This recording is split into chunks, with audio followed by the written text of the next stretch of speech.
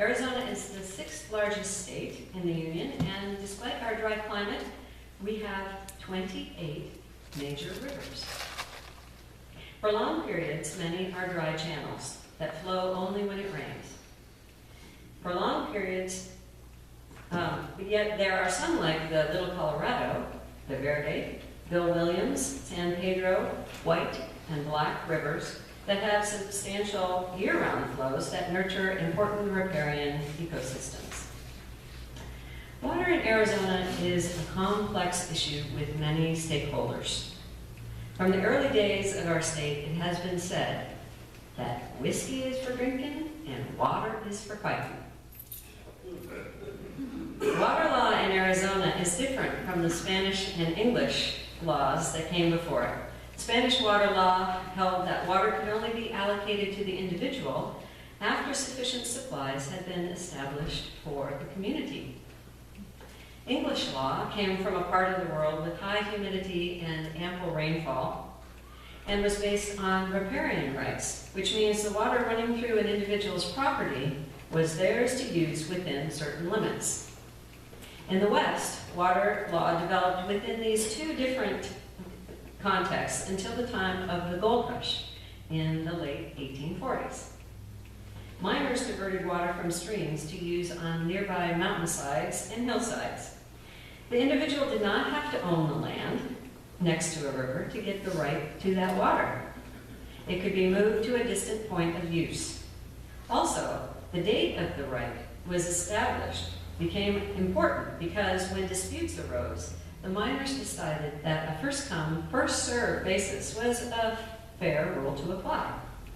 Then, as farmers settled the West, irrigators became the major users of water, and they followed the same rule. When Arizona was still a territory, prior appropriation of surface water, as it is called, was written into law, also known as first in time, first in right. That means that whoever put the water to use first is the senior rights water holder, and those who came later are junior water rights holder. If a junior water rights holder is upstream from the senior user, the junior has to leave enough water in the stream to fulfill the senior water user's rights. It's a little complex. It wasn't until 1933, though, that the state established laws covering groundwater rights. And what it says, in simple terms, is that groundwater can be used by the person whose land covers it. Unfortunately, historically, Arizona has pumped more water from the ground than nature can recharge through rain and snowmelt. In Arizona, we use approximately 69% of our water for commercial agriculture. In the past, this was as high as 90%, and the reductions are the result of farmland being taken over by cities, and also the benefit of heavy investment in conservation measures by the irrigated agricultural industry, done both on the land and in the delivery systems. So, Arizona uses about 69% of its water for commercial agriculture, 6% for industry, especially mining and power generation, and about 25% for municipal use. Most of that municipal use is residential. Each person uses about 100 gallons of water per day. And as much as 70% of that water is used outdoors for watering plants, filling swimming pools, washing cars, and the like, especially in the summer. Like the rest of the Southwest, Arizona is known for fluctuating weather patterns and climatic extremes. Severe regional floods or droughts, both are common, but unpredictable. Arizona's most destructive flood occurred in October 1983, when torrential rains caused flooding over the entire southeast quarter of the state. 3,000 homes were damaged or destroyed, 10,000 people were displaced, and 13 people were killed. It's hard to imagine unless you were here at that time, because since the year 2000, the Colorado River Basin has experienced the driest 8-year period on record, reducing storage in the two major reservoirs, Lake Powell and Lake Mead, by about 50% by mid-2007.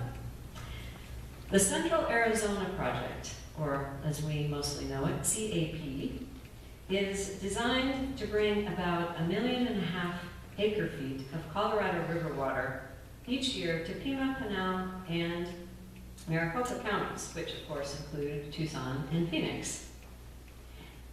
The city of Glendale, though, has 5 sources of water: the Salt River Project, the Central Arizona Project, groundwater, effluent or reclaimed water, and stored water credits.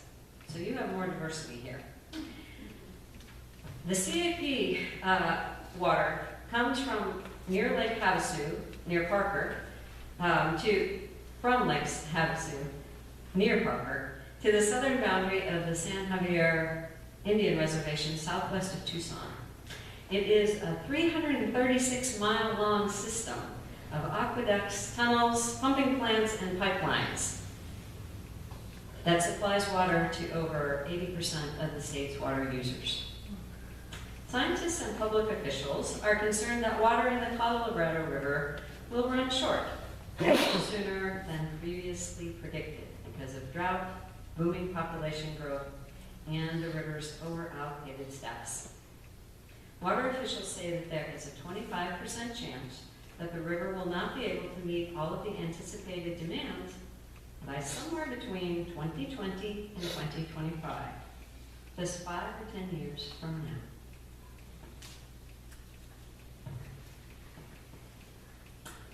With all of the water challenges in our state, especially drought and booming population growth, how can we bring our Unitarian Universalist values to this crucial issue?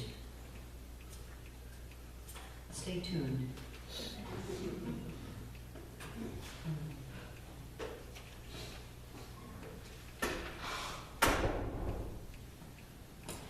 So the reading we have for this morning is called Suppose, and it's by Stephen Schick from his book Be the Change: Poems, Prayers, and Meditations for Peacemakers and Justice Seekers. Fabulous book. I recommend it. I don't know how many of you are familiar with Stephen Schick. He was the founding director of the Unitarian Universalist Peace Network, a UU minister, and a poet. Often he begins his poems with a quote from someone else, and then writes a poem in response. And that's the case with Suppose. He begins with a quote from Kabir, a mystic poet and saint who lived around the 15th century in India.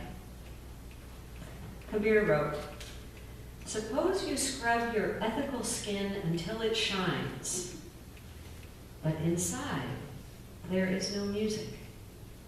Then what?" And Reverend Schick responds, "Suppose you cried 1,000 years for a child who died when she drank bad water. Suppose you organized a great movement to clean that water. Suppose you carried the first filled glass to the child's sister. Suppose you lifted it to her lips. Suppose you watched her dive into the glass, splash, and swim on.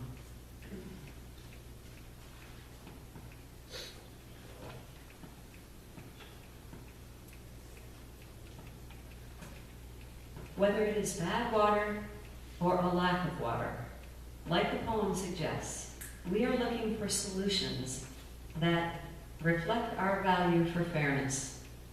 We'd like solutions that respect the worth and dignity of the ones suffering and offer justice, equity, and compassion.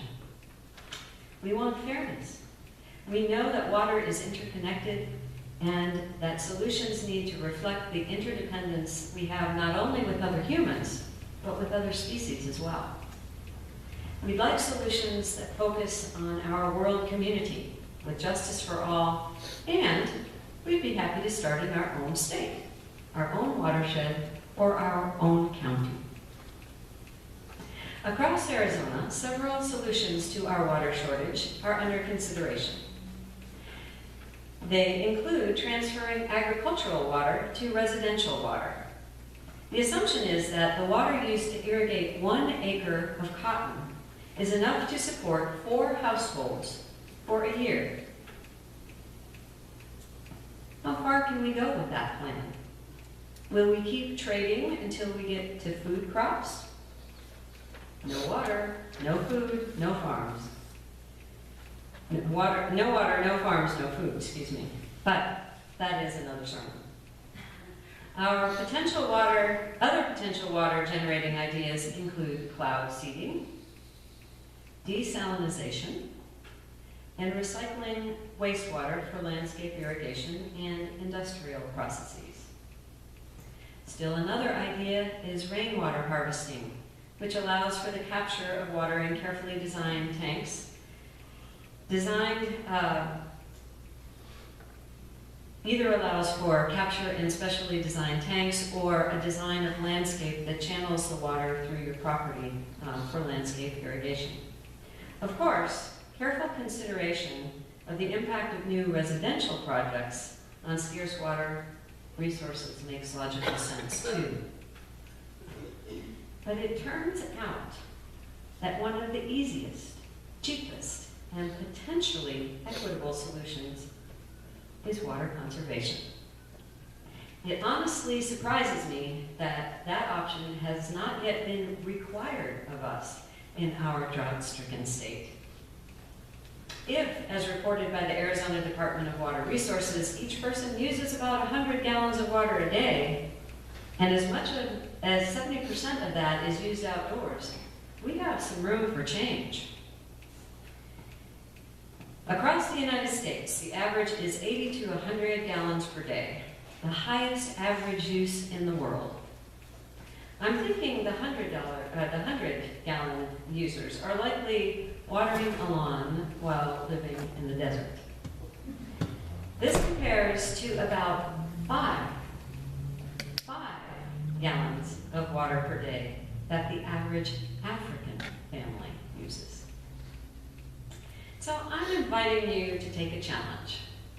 It's called the 2-gallon challenge.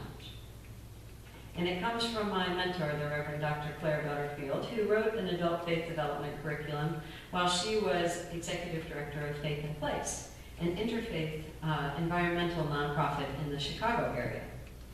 Even in those Great Lakes states where they have water in big, big lakes, they still are concerned about water.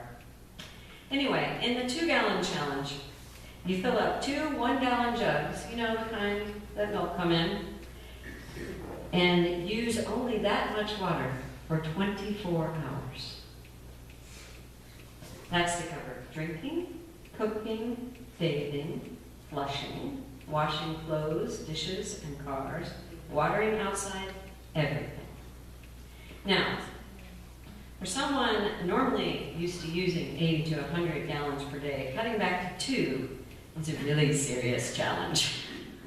But the point is to begin thinking about how you are using water every day. For instance, toilet flushes range from 1.3 to 6 gallons per flush. So if by chance you have an old toilet at your house, you could use up 3 times your allotment in just 1 flush. Here are some other things to consider as you make choices about how you might use your 2 gallons of water. 5-minute showers equal about 13 gallons if you're using a low-flow shower head. A typical car wash uses 32 to 50 gallons of water. Brushing your teeth uses 2 to 5 gallons, depending on whether you turn off the tap while you're brushing. Washing a car takes about 50 gallons if you do it at home. Using the dishwasher takes 8 to 15 gallons of water, and running the washing machine uses 35 to 50 gallons, depending on your machine, for each load. So, it's a serious challenge. If you think that 2 gallons is too severe, you might want to try 5 gallons, like our African friends, or maybe just think through where your water is going. Do you need to flush every time? I know you don't usually talk about this in church. But do you? Could you get a low-flow shower head? Could you fill a dishpan with biodegradable soap and wash your dishes, rather than letting the faucet run and using one of those dish wands to soak your dishes? Could you pour that water out on native plants rather than down the drain? How much are we willing to change our behavior to make living in the Sonoran Desert viable for all of us? It's like UUA President Peter Morales said in one of the last issues of the UU World. He has a new favorite t-shirt, and he said, and the t-shirt says, "You can pretend to care, but you can't pretend to show up." So this 2-gallon challenge is a chance for us to show up, to take action, to walk our talk. No one, of course, is actually going to make you cut back to 2 or 5 gallons of water per day. But we can learn a lot about ourselves if we give it a try. So I invite you to pick up a handout on the counter at the back of the sanctuary on your way out today and take the challenge. May it be so.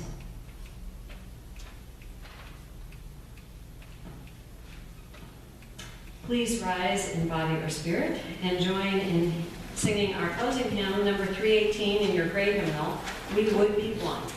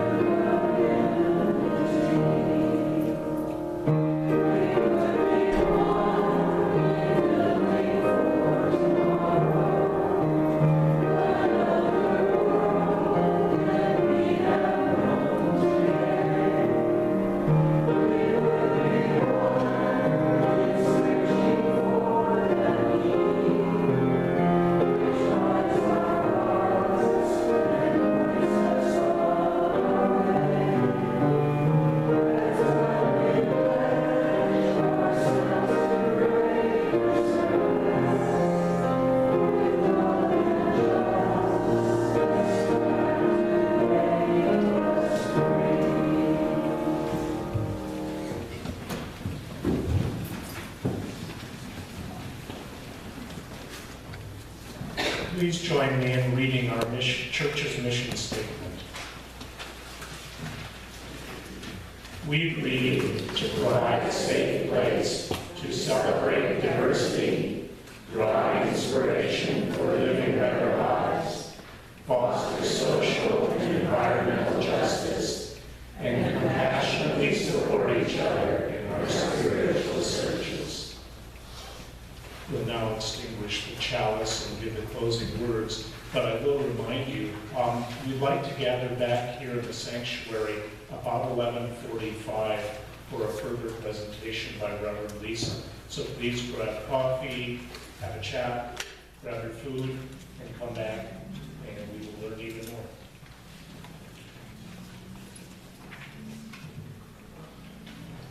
Our closing words come from Thich Nhat Hanh, the revered Vietnamese Buddhist monk. Water flows from high in the mountains. Water runs deep in the earth. Miraculously, water comes to us and sustains us all. Water flows over these hands. May I use them skillfully to preserve our precious planet. May we make it so through our living. We extinguish this flame, but not the light of truth, the warmth of community, the torch of justice, or the fire of commitment.